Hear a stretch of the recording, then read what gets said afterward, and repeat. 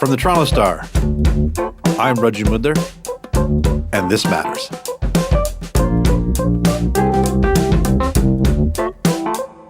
While Marvel is currently building their fictional multiverse, the Metaverse is something that many of the big technology players want to tackle in hopes of creating the next digital space we all share.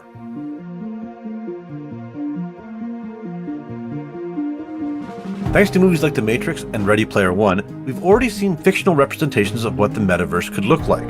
While those seem far off, there are already amazing virtual reality experiences and game worlds like Fortnite and Roblox, which look to have some of the beginning elements of the shared virtual world that is the goal.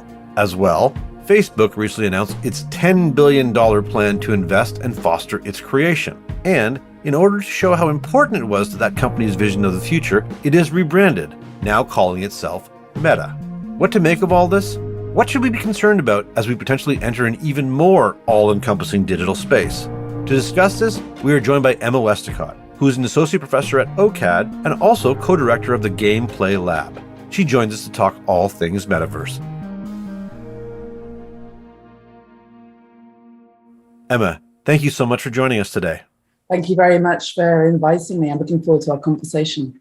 Me too. Listen, Emma, there's been a lot of talk about this. I admittedly am a video game and a VR nerd, so been very interested in this for a long time. But I think we need to start off with the shared and sort of basic definition of what exactly is the metaverse. You're a professor of game design. I'm curious, when you meet someone who has no idea what it is, how do you explain it? I think that, well, I would describe it as a sort of shared virtual environment. As you know, it's a sort of very historical, fictional concept. It's a speculation on what a future might be as opposed to anything that currently exists. Another way of explaining it is, imagine if the internet was available to you in a 3D environment where you could move around, contact and communicate with other people and be co-present. You mentioned fiction. That's a fantastic place to start. The science fiction book that everyone goes back to is Snow Crash from Neil Stephenson, which is where the term metaverse came from. But I think a lot of people would be more familiar in sort of the film representations of movies like The Matrix or Ready Player One. I'm sure you've seen those. Any thoughts on that? Is that the goal? Or...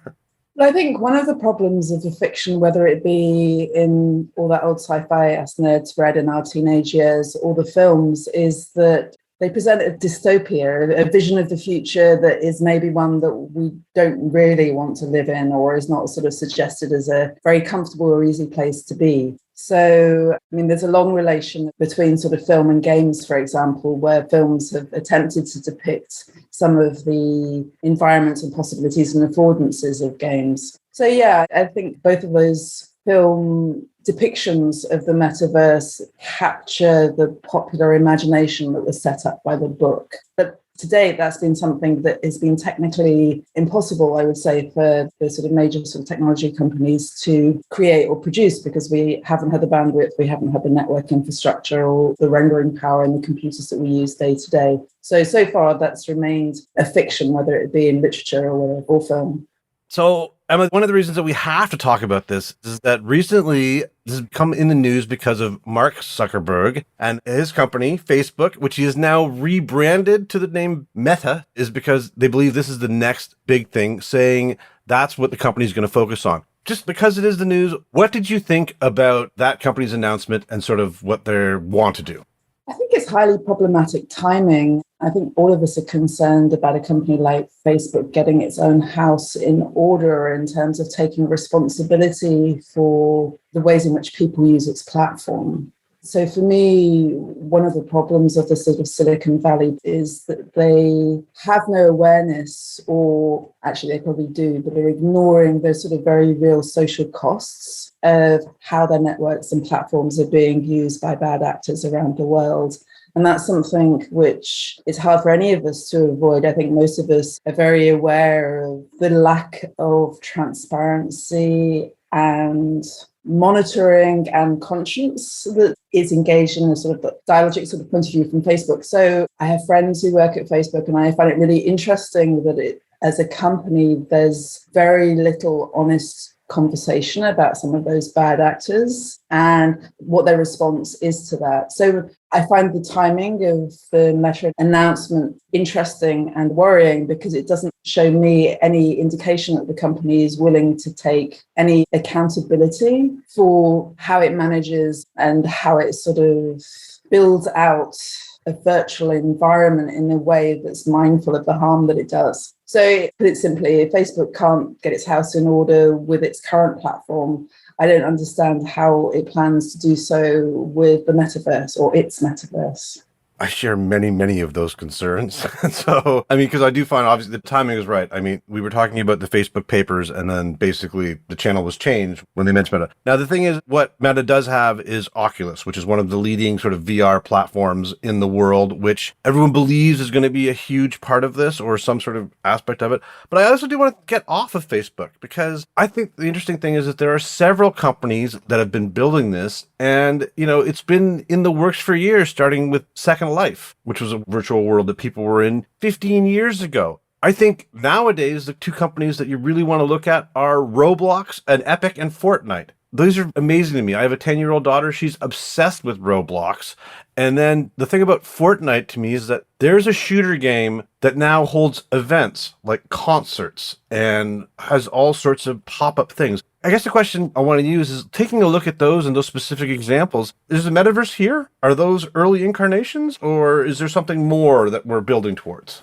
I think those are early incarnations, but we have to admit with the Meta announcement that there's a sort of tipping point of scale. You know, so to date with Roblox or Fortnite, as huge as those worlds are, they are still somewhat self-contained based on the sort of number of users. So all that to say, they're very huge communities, but I've been relatively unconcerned about their sort of social impact because they're disconnected. I think for me, the major shift about the sort of Meta and the Facebook Meta announcement is the ubiquity of how everybody uses these platforms in their day-to-day lives. So for me, it marks a sort of scale change. What I prefer about Roblox and game frames is the sort of active nature that comes out of play.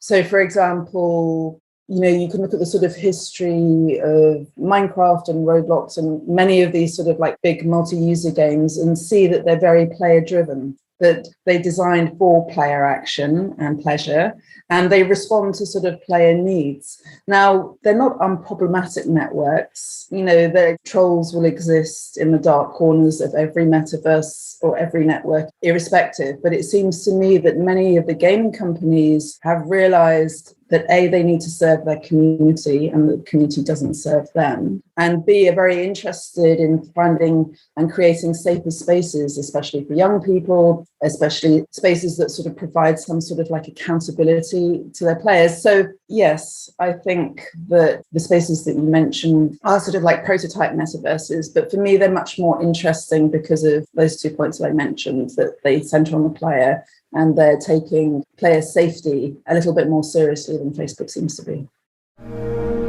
We'll be right back.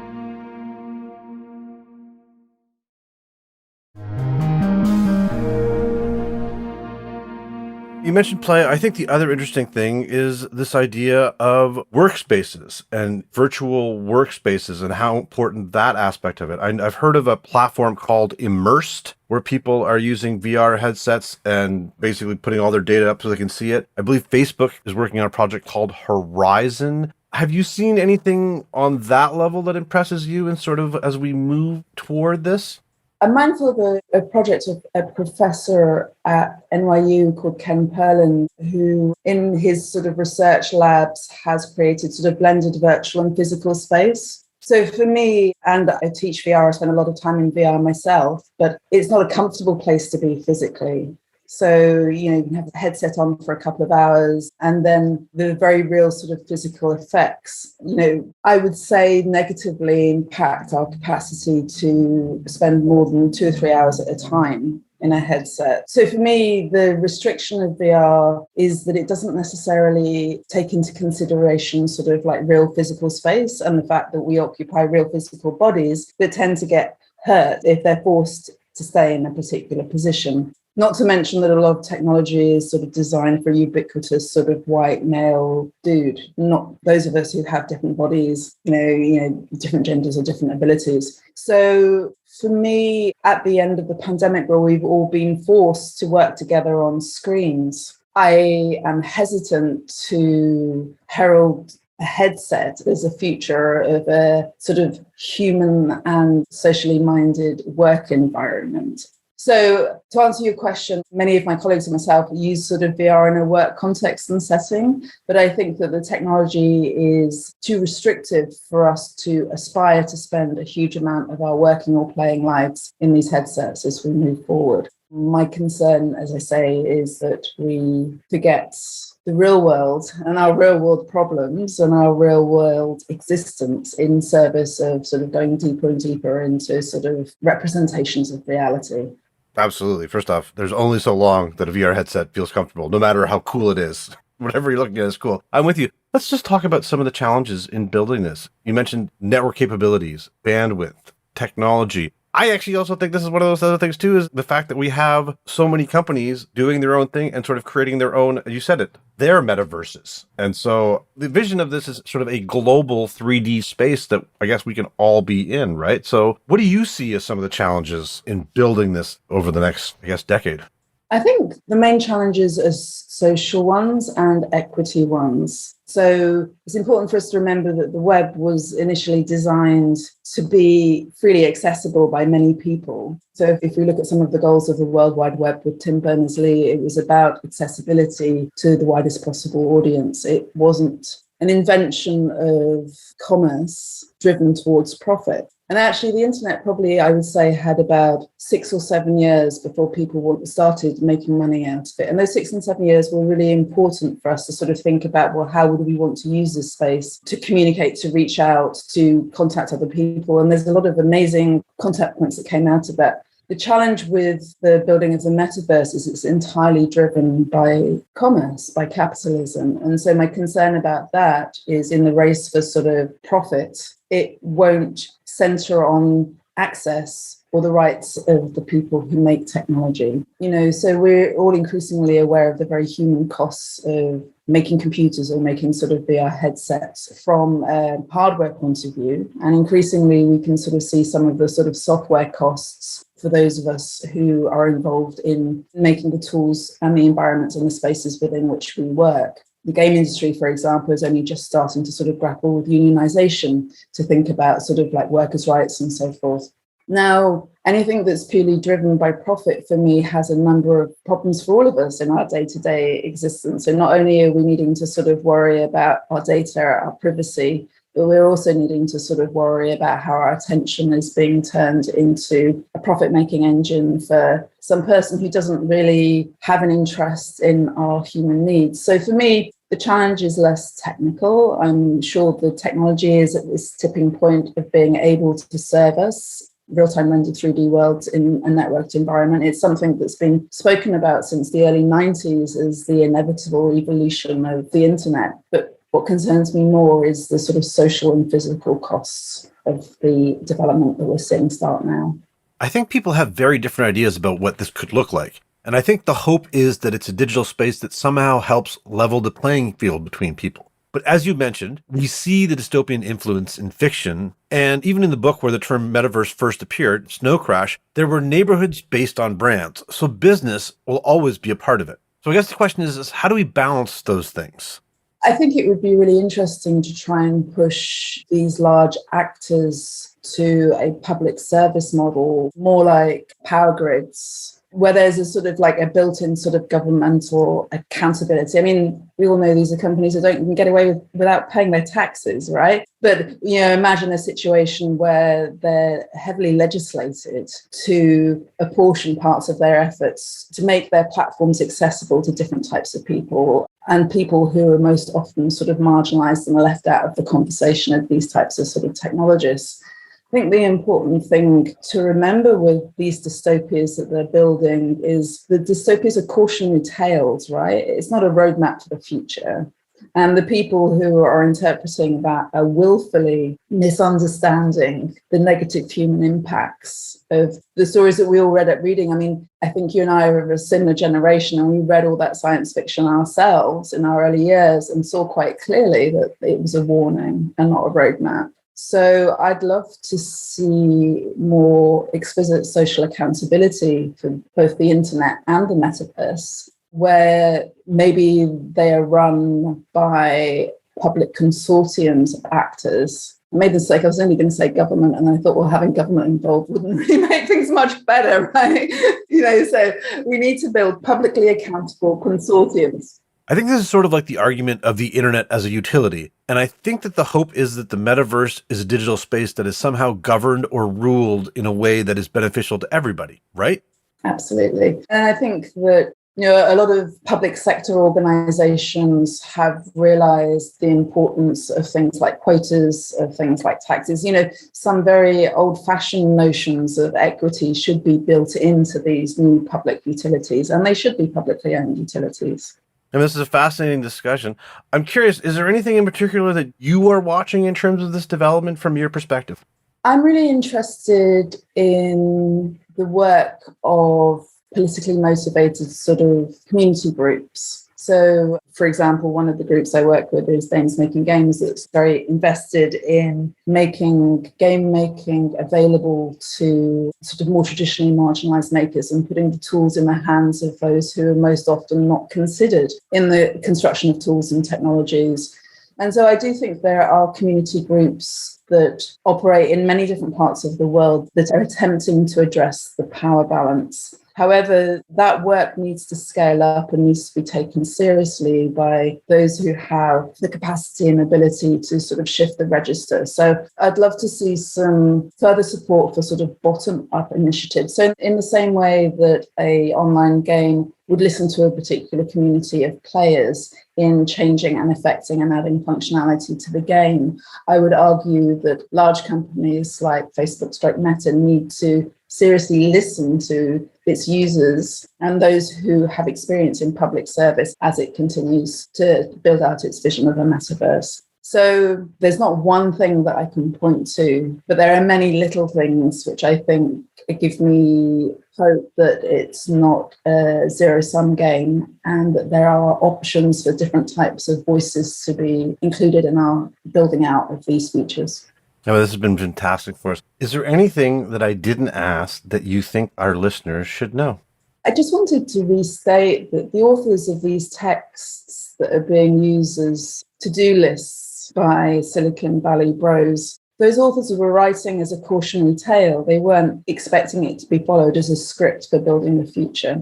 I would like listeners to know that concepts of the metaverse are not new, that actually this discussion has been happening for 20, 30 years, whether it be in fiction, film, or now moving into sort of virtual realities. There always used to be this notion that we would disappear into virtuality, right? And I don't think that's ever possible. We exist in a world that desperately needs our care and attention, in bodies that are being broken and not considered by the technology that's being built for us. And so I'd like us all to remember the human in the technology and not get carried away by technological fetishism. It's a great point to end on. Emma, I really, really want to thank you for your time today. Thank you very much. Emma Westecott is an associate professor at OCAD and also the co-director of the Gameplay Lab. That's it for today. Thanks so much for joining us. I'm your host, Raju Mudler. Our This Matters team is Adrian Chung, Brian Bradley, JP Fozo, Matt Hearn, Morgan Bachneck, Saba Etizaz, and Sean Pattenden. Our music is by So-Called, Mike DeAngelis, and Sean Pattenden. We want to hear what stories matter to you. Please send us comments, questions, or ideas to thismatters@thestar.ca. Please consider supporting the journalism the Toronto Star newsroom does at thestar.com/subscribingmatters. And don't forget to subscribe to This Matters on Apple Podcasts, Spotify, or wherever you listen to your favorite podcasts. Let's talk soon.